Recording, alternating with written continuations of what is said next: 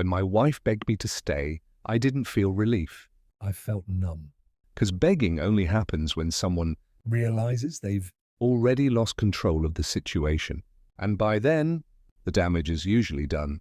We had been married for 8 years. From the outside, we looked solid. Good jobs, shared routines, weekend dinners, family gatherings where everyone said we were the perfect couple. But inside our home, something had been quietly breaking for a long time. She had started pulling away months earlier, coming home late, spending more time on her phone than talking to me, laughing at messages she wouldn't explain, saying she was just tired when I tried to connect. Whenever I asked if something was wrong, she'd smile and say, "Don't overthink it." So I didn't. I trusted my wife. The first real crack appeared on a random Tuesday night. I came home early from work, hoping to surprise her with dinner. The house was quiet. Too quiet. Her car was gone. I checked my phone. One text. Out with friends. Back late. No heart emoji. No details. That night she came home past midnight. She smelled different. Not bad, just unfamiliar. When I hugged her, she stiffened for half a second before relaxing. I noticed it. She noticed that I noticed, and from that night on, everything felt tense. Over the next few weeks, I found myself eating dinner alone more often. Her excuses stacked up: work stress, friends, errands that took hours longer than necessary. Still, I told myself this was just a phase. Until the night I saw a name pop up on her phone that I didn't recognize. She flipped the screen down instantly. "Who's that?" I asked. "Just someone from work," she said too quickly. That was the first lie. I didn't confront her. I didn't accuse her. I waited. And waiting is dangerous because it gives the truth time to surface on its own. A week later, while she was in the shower, her phone buzzed on the bed. I shouldn't have looked, but I did. One message was enough. "I miss you already." Last night meant everything. My chest tightened. My hands went cold. When she came out of the bathroom, towel wrapped around her hair. She froze when she saw me sitting on the bed with her phone in my hand. She knew. "Explain," I said quietly. She sat down slowly, like her legs might give out. "It's not what you think," she started. But it was exactly what I thought. She admitted there was someone else. Not a stranger. Someone she'd reconnected with months ago. It started as talking. Then emotional support. Then lines were crossed. She cried, apologized, said she was confused, said it didn't mean anything. I asked her one question. "Do you want to stay married to me?" She hesitated, just for a second. But that second changed everything. "I don't know," she whispered. That was the moment I emotionally checked out. I told her I needed time to think and slept on the couch that night, staring at the ceiling, realizing the woman I trusted. Most had already left the marriage. She just hadn't moved out yet. What I didn't know was that the worst part hadn't happened yet, because when she finally begged me to stay, it would already be too late. The next morning, she acted like nothing had changed. She made coffee, asked if I wanted eggs, spoke softly, carefully, like one wrong word might shatter what was left between us. I didn't answer much. Inside, I felt hollow, like someone had reached into my chest and removed something essential, leaving only weight behind. Before leaving for work, she stopped at the door. "I'm sorry," she said. "I never wanted to hurt you." I looked at her and realized something terrifying. I believed she was sorry, but I also knew she wasn't done. That day, I didn't go to work. I drove aimlessly, replaying every memory of our relationship. The good ones hurt the most. They felt contaminated now, like they belonged to a version of us that didn't exist anymore. When I came home that evening, her phone was on the kitchen counter, unlocked. She had never been careless with it before. The screen lit up with a message. "Do you miss me?" I didn't read further. I didn't need to. She walked in and saw my expression. "I told you I ended it," she said quickly. "But you told me you'd think about ending it," I replied. She opened her mouth, then closed it again. That night, I asked her to tell me everything. No minimizing, no protecting feelings, just the truth. She admitted she was still talking to him, that she didn't know how to cut him off, that she felt torn between comfort and excitement, between me and him. That's when something in me went quiet. I stopped asking questions. I stopped trying to convince her to choose us. Instead, I started preparing for life without her. I opened a separate bank account. I looked at apartments during lunch breaks. I called a lawyer, not to file yet, but to understand my options. She noticed the distance. "Why are you pulling away?" she asked one night. I almost laughed. A week later, she came home shaking, said he had told her to leave me, said he wanted a real relationship. Her voice trembled as she spoke. "I don't know what to do," she said. I looked at her and realized the truth. She wasn't afraid of losing me. She was afraid of choosing wrong. That night, I packed a bag. "I need space," I said. Her face crumpled. "Please don't go," she begged. "We can fix this." I paused at the door. "Fixing requires commitment," I said. "You're still undecided." I left, and for the first time in months, I slept through the night. Living alone changed things faster than I expected. The silence in my new place wasn't heavy, it was honest. No pretending. No wondering who she was texting. No waiting for explanations that never fully made sense.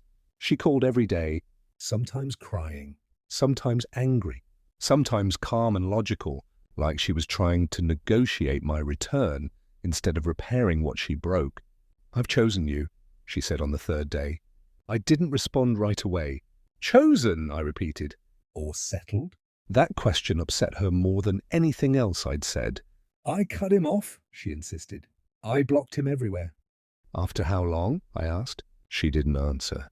I asked her to send proof. Not because I wanted control, but because trust had already died. She sent screenshots. Blocked number. Deleted chat.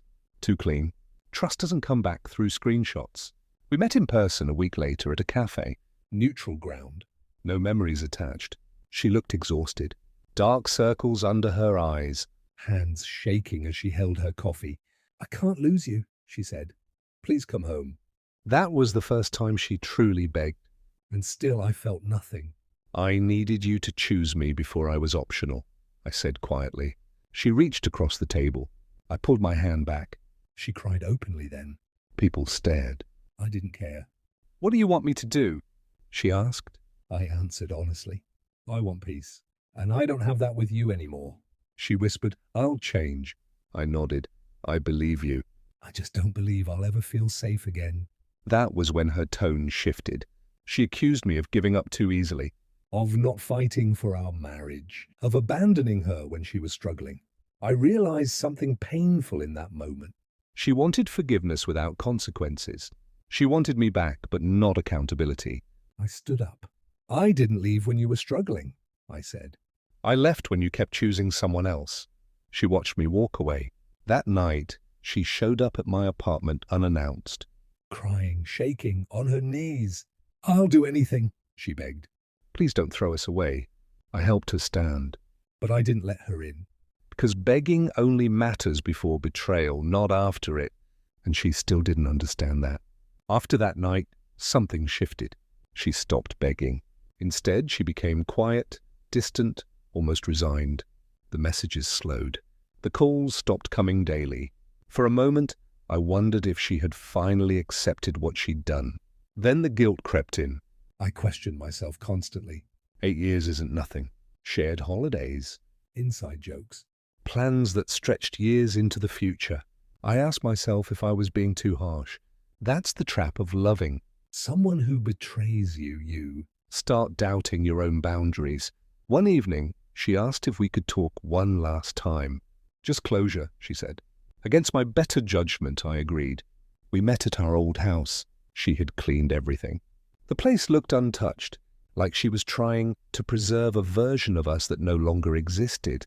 "I know I messed up," she said, "but I never stopped loving you." I looked around the room and felt strangely detached. "Love doesn't make you optional," I replied.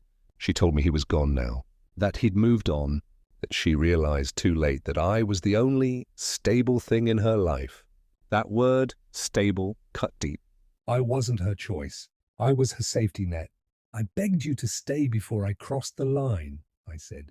"You ignored me." She cried harder then. "I didn't think you'd actually leave," she whispered. That was the truth. She thought I'd endure anything. That night, She finally begged the way people do when they understand consequences. Full panic. No excuses, no blame. I'll quit my job. Change my number. Go to therapy. Whatever you want, she pleaded. I believed her, and still I said no. Because change offered under fear isn't love, it's damage control. I told her I was filing for divorce. She collapsed onto the couch. You're making a mistake, she said through tears. No, I said gently. I'm correcting one. I walked out with nothing but my keys. Behind me, she screamed my name. I didn't turn around. Because staying would have meant teaching her that betrayal has no cost. And I loved myself too much to do that. The divorce was finalized 6 months later. No dramatic courtroom scene. No shouting. Just signatures, silence, and a life quietly closing its chapter. She tried to reach out during those months. Long messages, late-night calls, apologies that grew more desperate over time. I didn't respond. Not because I hated her, but because every reply reopened a wound. I was trying to heal. When everything was done, I felt something unexpected. Relief. I moved to a smaller place closer to work. Started going to the gym again. Reconnected with friends I'd slowly drifted away from while trying to hold a failing marriage together. One evening I ran into her at a grocery store. She looked different, smaller, like life had finally hit her with the weight of her choices. I never thought you'd really leave, she said softly. I met her eyes. I never thought you'd risk us, I replied. She told me he left shortly after I did, that he didn't want the responsibility once things became real. I wasn't surprised. Affairs survive on fantasy, not consequences. As I walked away, she called after me. I still love you. I didn't turn around. Because love spoken too late is just regret with a familiar voice. I learned something through all of this. When someone begs you to stay after they've already betrayed you, they aren't asking for love, they're asking for relief from the consequences. And choosing yourself isn't cruel. It's necessary.